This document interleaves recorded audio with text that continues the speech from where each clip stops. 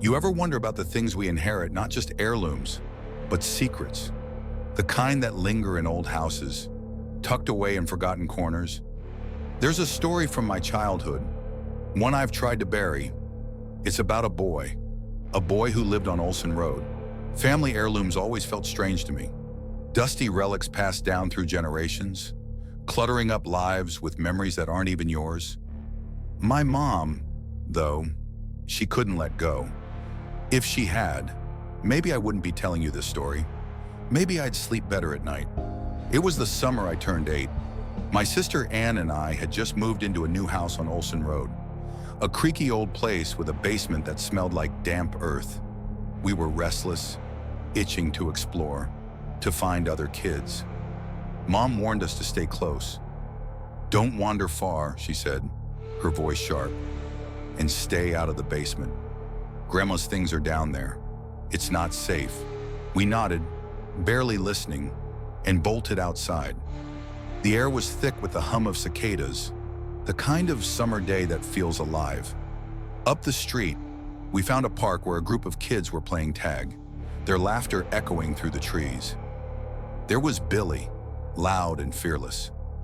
Lyle, with a grin that made you trust him instantly. A few others, Sam, maybe Eli.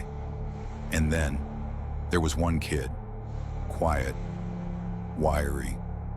His striped collared shirt hung loose, tattered at the edges, like it belonged to someone else. I thought his name was Tony.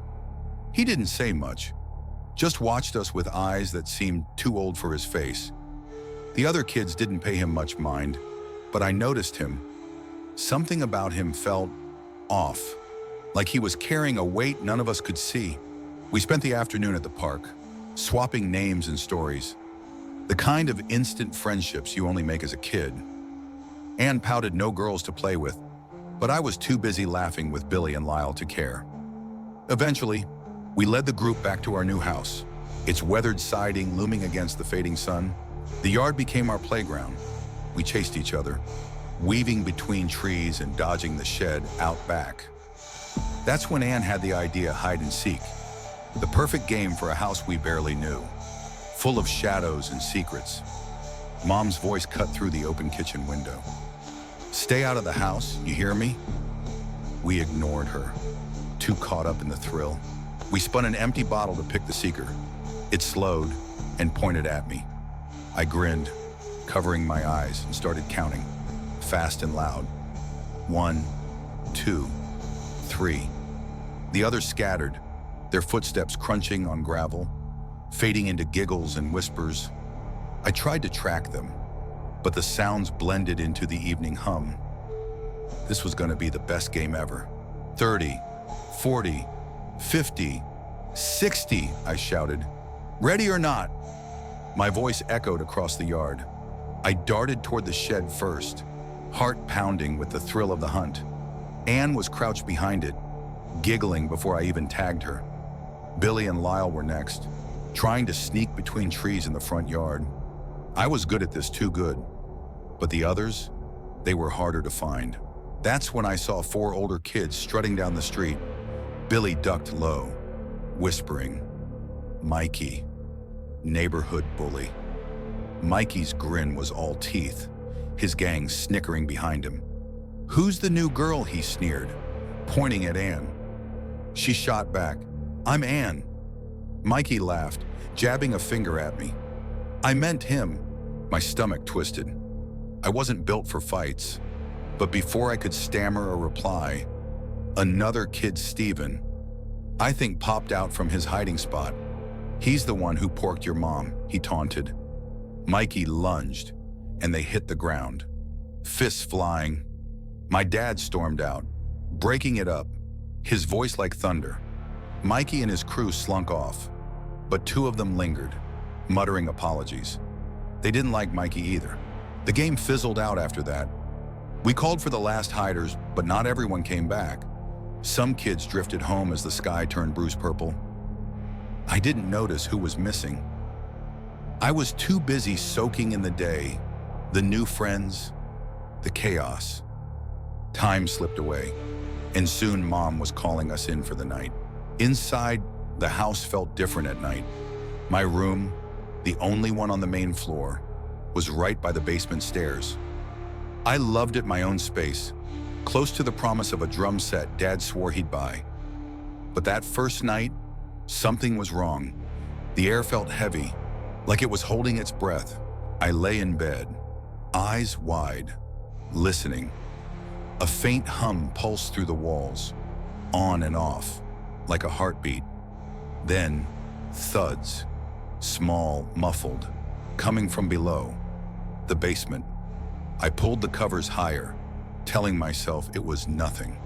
Just the house settling, like Dad would say, but it didn't feel like settling. It felt alive. Morning came, and I spilled everything to my parents. The house is haunted, I insisted, half expecting them to laugh. Dad just smirked. New houses make noises. Kiddo, give it time. Mom's eyes flicked to the basement door, but she said nothing. I wanted to believe Dad, but the sounds clung to me, like cobwebs I couldn't shake. A knock at the door interrupted us. A policeman stood there, speaking to Dad in hushed tones. I strained to hear, but their words were a low murmur. When the officer left, I pounced. "What's wrong?" Dad shook his head, forcing a smile. "Nothing to worry about." Ready to pick out that drum set, my excitement drowned out the unease. But the question lingered. The drum set didn't come that day sold out. I sulked, but a few days later, it arrived. I threw myself into learning, banging away in my room. The noises from the basement stopped by the third night, and I convinced myself I'd imagined them. Life settled in. Billy and Lyle became my best friends. Billy picked up guitar, Lyle sang, and we dreamed of starting a band. One day, Billy mentioned something odd. A kid from the neighborhood had gone missing. His parents got arrested, he said, frowning. Cops think they did something to him. I vaguely recalled the policeman at our door. Was that what he'd been talking about? The news felt distant, like it belonged to someone else's life. We shrugged it off, lost in music and the kind of summers that feel endless. Those years were golden. Billy, Lyle, and I formed a band, pouring our hearts into every chord. We got good, really good. Crowds loved us, and I landed a music scholarship, even drummed for a big country star. But life has a way of unraveling. Dad passed in high school. Lyle died in a car crash during college. Billy and I stayed close, though, even as distance and time stretched between us. Mom died just days ago. Her house on Olsen Road, the one I grew up in, was left to me along with everything in it. Movers hauled crates to my place, including my old drum set. I smiled at the sight of it, memories flooding back. Then my phone rang. "Billy," I answered, grinning. We slipped into our old rhythm, catching up as I watched the movers stack boxes. My eyes caught a black trunk, its surface scratched and familiar. It nagged at me, but I couldn't place why. Billy's voice turned somber as we reminisced about Lyle, then drifted to that missing kid from our childhood. "You remember him?" Billy asked. "Tommy, not Tony." Quiet kid, always tagging along. Tommy, the name hit me like a cold gust. I grabbed a hammer, tapping at the trunk's rusted lock as Billy kept talking. His parents were bad news, he said. Cops arrested them. No body, but they got convicted? Weird, right. He was with us that night. We played hide and seek. Last time I saw him, my hands froze. Hide and seek, Olsen Road, Tommy. The pieces were there, but I couldn't make them fit. I traded the hammer for a crowbar, prying at the trunk's seal. Billy's voice crackled through the phone. "You okay?" Man, I barely heard him.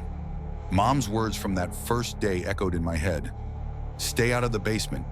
It's not safe." The trunk's lid gave way with a groan. I dropped the crowbar, the phone clattering to the floor. Billy's voice buzzed, distant now. "Hello, you there?" My breath caught, chest tight. Inside the trunk, curled in a heap, was a small skeleton. Its tattered, oversized striped collared shirt hung like a shroud. Those noises in the basement, the hum, the thuds, they weren't the house settling. They weren't a ghost. They were Tommy, trapped, forgotten. And all these years, I'd been drumming above him, drowning out his cries.